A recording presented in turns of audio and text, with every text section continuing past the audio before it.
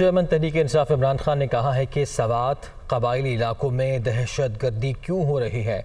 हमारे दौर में एक ड्रोन हमला नहीं होने दिया। वफाकी हुकूमत झूठे मुकदमे बनाने और तशद्दुद के बजाय वहाँ अमन के लिए इक़दाम उठाए। केसेस बनाकर डरा लेंगे और जेल भेज कर डरा लेंगे, ये खुश फहमी में ना रहें। ज़्यादा ज़ोर से मुकाबला करूँगा, वह मर्दान में जलसे से खिताब कर रहे थे।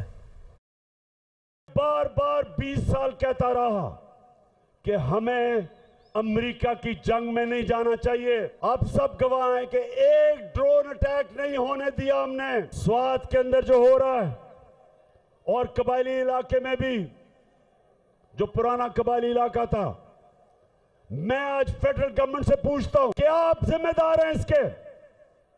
आपने कैसे इजाजत दी?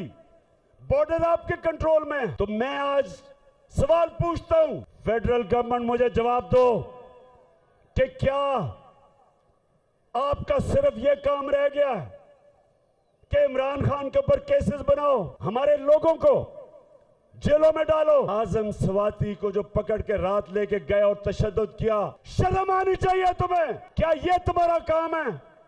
तुम्हारा काम है अमन, लॉ एंड ऑर्डर आपकी जिम्मेदारी है। इन इलाकों में जो स्वात के लोग निकले, क्यों निकले? महमूद खान चीफ मिनिस्टर साहब, मैं आपको आज कह रहा हूं कि फेडरल गवर्नमेंट को से पूछें कि आप अगर जिम्मेदारी नहीं संभालेंगे तो फिर हमें संभालने दें, हम करेंगे, हम दहशतगर्दी के खिलाफ खड़े होंगे। मैं सारे इदारों को आज कहता हूं कि अगर आप ये समझते हैं कि तशद्दुद करके आप अपनी इज्जत करवा लेंगे, गलत फहमी में ना रहें। इज्जत अल्लाह देने वाला है। वो भी आज ये बड़े चोरों को छोड़ रहा है और एनआरओ दे रहा है, वो इस मुल्क का गद्दार है और हम मुकाबला करेंगे इनका। मैं निकलूंगा इनके खिलाफ, मैं अपनी कौम को तैयार करूंगा। सब जो समझते हैं कि अगर इमरान खान को जेल में डाल के या उसके ऊपर केसेस करके वो पीछे हट जाएगा, मैं और जोर से आपका मुकाबला करूंगा। जोश खिताबत या लाइलमी, चार सदर में जलसे से खिताब करते हुए चेयरमैन तहरीक इंसाफ इमरान खान ने पेट्रोल की कीमत 2036 रुपये फ़ी लीटर तक पहुंचा दी। परवेज़ खट्टक की निशानदही पर कप्तान ने निर्ख कम तो किए, मगर 225 के बजाय 236 रुपये बता दिए। आगे आपको दिखाते हैं। पेट्रोल पहले पेट्रोल पे आ जाऊं। पेट्रोल 150 रुपए लीटर से इन चोरों ने 2036 रुपए लीटर पे ले गए। 2036 रुपए लीटर पे ले गए। 2036 रुपए लीटर पे ले गए। हाँ हाँ हाँ हाँ 236। कराची में इतवार को कौमी असम्बली के 2 हल्कों पर होने वाले इंतखाबात के इंतजामात मुकम्मल कर लिए गए हैं। सूबाई इलेक्शन कमिश्नर एजाज चौहान ने कहा है कि अमले के साथ साथ वोटर्स को भी मुकम्मल तहफ़्फ़ुज़ फराहम किया जाए।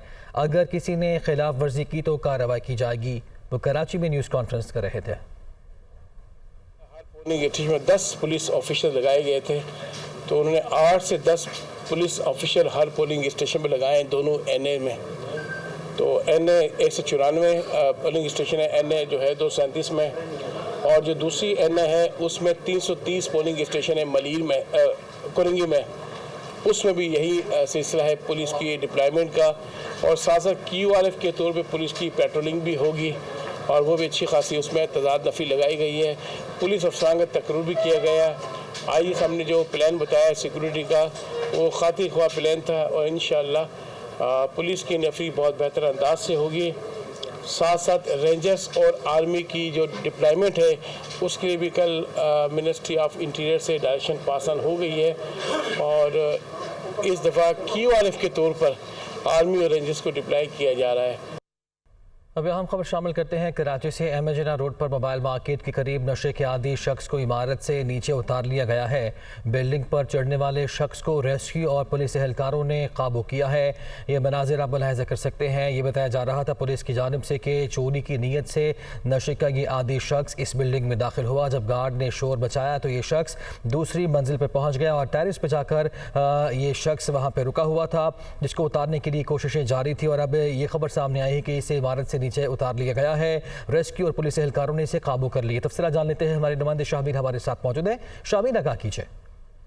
जी बिल्कुल, ये उमर नामी शख्स था जो कि तकरीबन 3 घंटे से एमएजना रोड पे कायम एक इमारत है, कमर्शियल टावर है, इसकी दूसरी मंजिल पे जो है वो मौजूद था। इसका छज्जा जो कि बाहर की जानिब है, वहाँ पे ये खासा देर से था और पुलिस के साथ साथ रेस्क्यू की टीमें, रेंजर्स एहलकार भी यहाँ पे मौजूद थे जो कि इस शख्स की को किसी तरह बचाने की कोशिशें कर रहे थे। तमाम 3.5 घंटे की जद्दोजहद के बाद अब इस शख्स को जो है रेस्क्यू फायर ब्रिगेड के एहलकारों ने जो है वो काबू कर लिया है। खासा खतरों से खेलना पड़ा फायर ब्रिगेड के एहलकारों को इस शख्स को काबू में करने के लिए, क्योंकि ये एक तो नशे का आदी शख्स था जो कि नशे में था और साथ साथ इसने हाथ में कांच भी पकड़ा हुआ था, जिससे ना सिर्फ वो खुद भी जख्मी हो रहा था बल्कि कोई शख्स अगर करीब आता तो उसको वो कांच दिखा के जो है वो डराने की भी बारहा कोशिश भी करता रहा। तो खासा खतरनाक सूरत हाल थी, जिससे फायर ब्रिगेड के एहलकारों ने जो है वो इसका मुकाबला किया और इस शख्स को जो है वो किसी तरह दबोचने में जो है वो कामयाब रहे। और अब बताया जा रहा है कि उमर को जो है अस्पताल मुंतकिल कर दिया गया है, जहां उसको तिब्बी इमदाद दी जाएगी। जबकि उमर के जो अहले खाना थे वो भी यहाँ पहुंच चुके हैं। उनके वालिद का ये कहना था कि उमर का जहनी तवाज़ुन जो है वो सही नहीं है, इसका इलाज भी जो है वो चल रहा है और नशे के आदी होने के हवाले से भी उन्होंने तस्दीक की है कि ये नशा भी कभी कभार करता रहता था। साथ ही उनका ये कहना था कि ये एक कारीगर है जो कि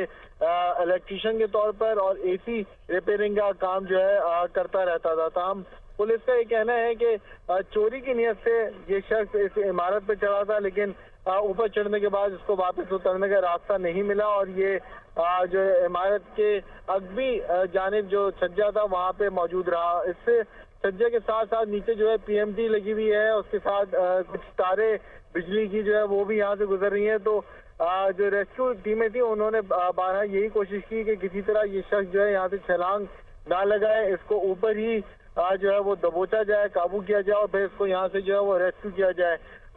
तमाम तर इंतजाम किए गए थे। स्ट्रागल को भी यहाँ पे जो है वो स्टैंड बाय रखा गया था ताकि अगर स्ट्रागल की जरूरत पड़ती है तो उसका इस्तेमाल किया जाए और फायर ब्रिगेड के एहलकार ऊपर जाके इसको इस शख्स को जो है वो काबू करें। लेकिन स्ट्रागल को उठता देखते हुए ही जो शख्स था उमर, ये जो है इस छज्जे पे चलना शुरू करता था, खिड़कियों पे कांच मारता था। तो एक खासा पैनिक सिचुएशन थी, जिसको जो है रेस्क्यू एहलकारों ने एक मौसर हिकमत अमली के तहत जो है इस पे जो है इसको कंट्रोल किया। इस शख्स को जो है यहाँ पे दबोचा है और दूसरी मंजिल से जो है अब इसको रेस्क्यू करने के बाद अस्पताल मुंतकिल कर दिया गया है। जबकि पुलिस का ये कहना है कि तकरीबन 3.5 घंटे से ज्यादा के वक्त तक जो है ये शख्स ऊपर रहा और इसी दौरान पुलिस और रेंजर्स की टीमें भी यहाँ पे मौजूद रही। इस रोड को जो है वो हिफाजती इक़दामात के तहत जो है वो बंद कर दिया गया था ताकि कोई भी शख्स यहाँ से ना जाए। आम लोग जो यहाँ पे जमा हो रहे थे तमाम तो सूरत हाल देखने के लिए, उनको जो है बारहा हिदायत